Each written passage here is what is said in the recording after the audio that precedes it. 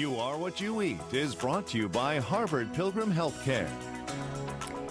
And today we're looking at ways to help alleviate the symptoms of rheumatoid arthritis naturally. Joining us with more is Mark Mincolla, PhD, a natural health care practitioner from Cohasset. Hi, Mark. Hey, good morning, Leslie. So what are the symptoms that people need to look out for? The symptoms are joint stiffness, fever, fatigue, loss of appetite, and depression. All right, and what naturally can you do that might make a difference here? Well, actually, there's a number of ways we can help. I think decreasing animal proteins, increasing fatty fish, adding soy to the diet, all really important. We could add the omega-3 fish oil caps or flax oil supplements as well. We can use a lot more ginger and turmeric, or curry, if you will, in a lot of our cooking and preparations. And what does that do? What do the spices do? Well, those spices actually have very powerful natural anti-inflammatories.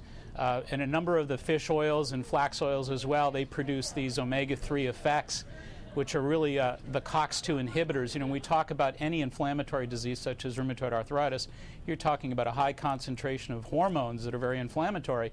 And research has discovered a number of these natural food sources and spices as well that actually sort of have an antagonistic effect on these COX-2 inflammatory hormones. What are the best ways to add soy to your diet if you're someone who normally doesn't eat soy or doesn't know much about it? Well, actually, the most important soy to add would be the kind of fattier soy, because once again, this is kind of good fat against bad fat, which has a natural anti-inflammatory effect. And we always tell people that, if you can substitute, get rid of the peanut butter, which is actually inflammatory fat, and if you substitute the soy nut butters that people are starting to find more and more in the supermarkets these days, that's, opting good fat over bad fat, which is really have a very strong anti-inflammatory swing effect. And when you talk about omega-3 fish oils and flax oil supplements, how many of those, how often? Well, generally, I think, two capsules a day for the average person. I think if somebody's really suffering from an already existing diagnosis of these inflammatory type conditions, they might want to double that to 4 caps a day.